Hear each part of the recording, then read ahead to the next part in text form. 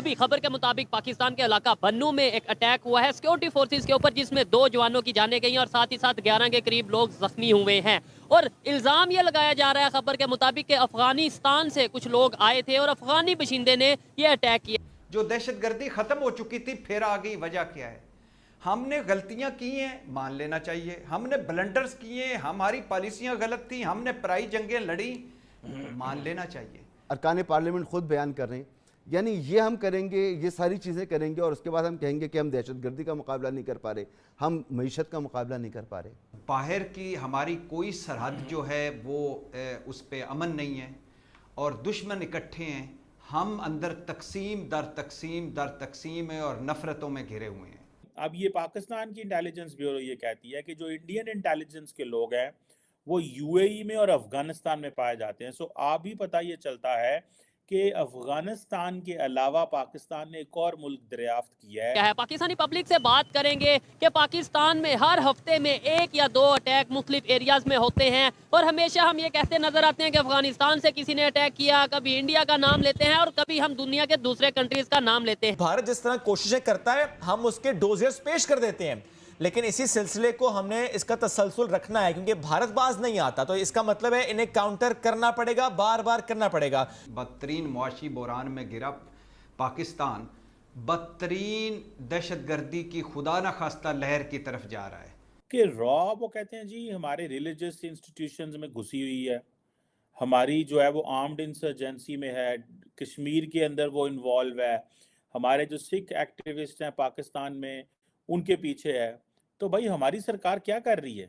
ہماری سرکار صرف اس چیز میں مصروف ہے کہ ہم صرف باتیں کریں گے۔ ہم جھوٹ بولتے ہیں، مسلم امہ کے سردار ہوتے ہیں ہم، تو آج یہ اسلامی قانون ہوتا ادھر یہ انگریز کا قانون نہ چل رہا ہوتا، شریعہ لو ہوتا، ہاں شریعت قانون چلتا۔ جتنی بھی آرگنائزیشنز ہیں یا جنہیں طالبان ہم کہہ لیں عام الفاظ میں، وہ طالبان بنائے کس نے؟ دیکھیں اب یہ تو آپ کو بھی پتہ ہے، مجھے بھی پتہ ہے۔ پاکستان کے اندر بہت سارے ایسی جگہوں کے اندر ایسے نیٹ ورک موجود ہیں اور وہ کرتے کیا ہے؟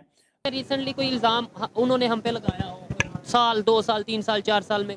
نہیں انہوں نے الزام تو نہیں لگایا فی الحال، ہم نے ادھر کئی لگا دیے، ہم نے کہا کہ جو بلوچی لگا دیے وہ اس لیے کہ اب ان کی پالیسی ہمارے حکمرانوں نے اپنا۔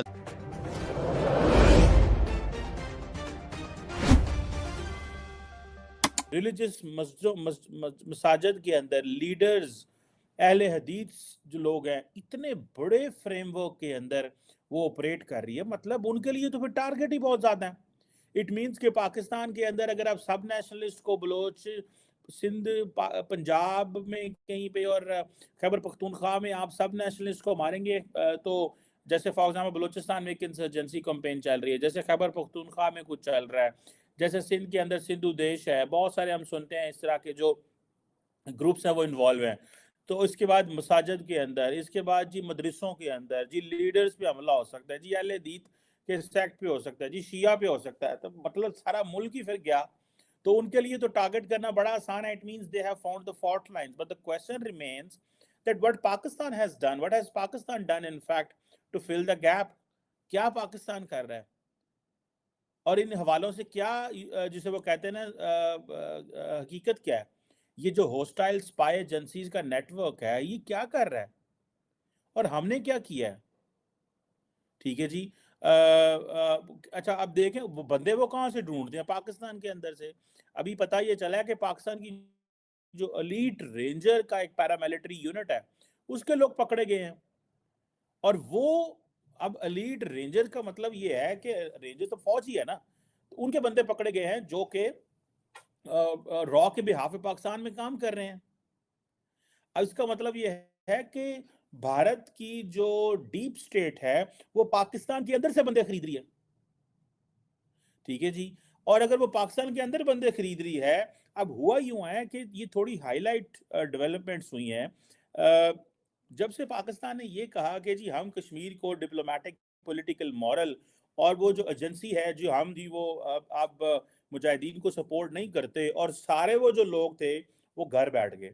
اچھا جب وہ گھر بیٹھ گئے ان کو مین سٹریم کر دیا، کسی نے دکان کھولی، کسی نے کاروبار کر لیا، کسی مسجد میں بیٹھ گیا، ٹھیک ہے جی، وہ جہاں جہاں وہ بیٹھے ہیں انہوں نے کیا کیا ہے، اب وہ جو انٹیلیجنس اپریٹس ہے انڈیا کا ڈیپ انسائٹ، وہ پاکستان وہ ان کو ڈھونڈ رہا ہے. انہوں نے بہت سارے بندے ڈھونڈ لیے ہیں.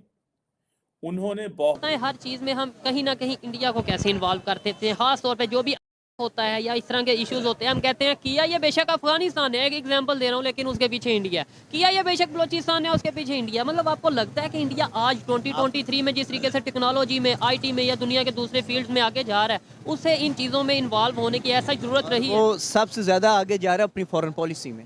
اس وقت آپ کو نہیں پتا، آپ خطے میں تنہا ہے.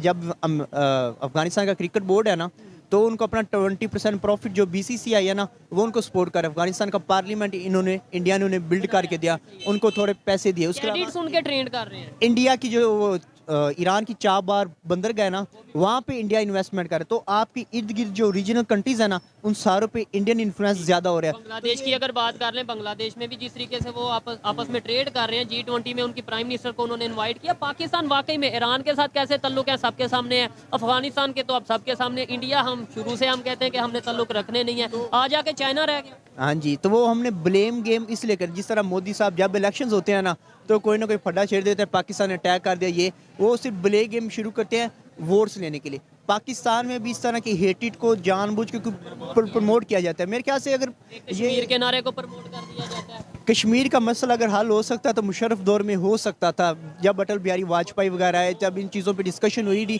نیگوشیشن ہوئی، تو وہ حل کی طرف جا رہا تھا. اب وہ ریورس آ گیا. اب جب اس پہ نیگوشیشن یا بات نہیں ہوگی، یہ مسئلہ حل نہیں ہوگا. اور یہ میرا خیال بدترین معاشی بحران میں گرا پاکستان بدترین دہشت گردی کی خدا نخواستہ لہر کی طرف جا رہا ہے، اور باہر کی ہماری کوئی سرحد جو ہے وہ اس پہ امن نہیں ہے، اور دشمن اکٹھے ہیں. ہم اندر تقسیم در تقسیم در تقسیم ہیں اور نفرتوں میں گھرے ہوئے ہیں. اور جو عامر الیاس رانا نے وہ ایک کہا تھا پچھلے سوال کے جواب میں، وہ 100% ٹھیک ہے کہ وہ ملک جو ریفیوجیز، اتنے بڑے ریفیوجیز کو اپنے سر پر بٹھا کر وہ ساری قربانیاں دے کر آج پھر مشکوک کا مشکوک ہے. وجہ کیا ہے؟ جو دہشت گردی ختم ہو چکی تھی پھر آ گئی. وجہ کیا ہے؟ ہم نے غلطیاں کی ہیں، مان لینا چاہیے. ہم نے بلنڈرز کیے ہیں، ہماری پالیسیاں غلط تھیں، ہم نے پرائی جنگیں لڑی، مان لینا چاہیے. آج کیا کرنا چاہیے؟ زیرو ٹالرنس ہونی چاہیے. آج کیا کرنا چاہیے؟ اب اپنے گھر میں جھانک کر اکٹھے ہو کر لڑنا چاہیے. کیا ہم اکٹھے ہیں؟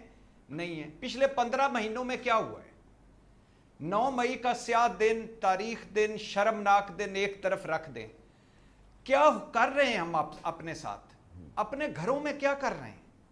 کب ہم سوچیں گے؟ دیکھیں، یہ جو قومی اسمبلی تھی، یہ جو مینڈیٹ تھا، یہ جعلی تھا. میں پی ڈی ایم نے کہا یہ ادھوری اسمبلی ہے ابھی بھی. اور اس سے پچھلے 15-16 مہینوں میں ہم نے کیا کیا ہے؟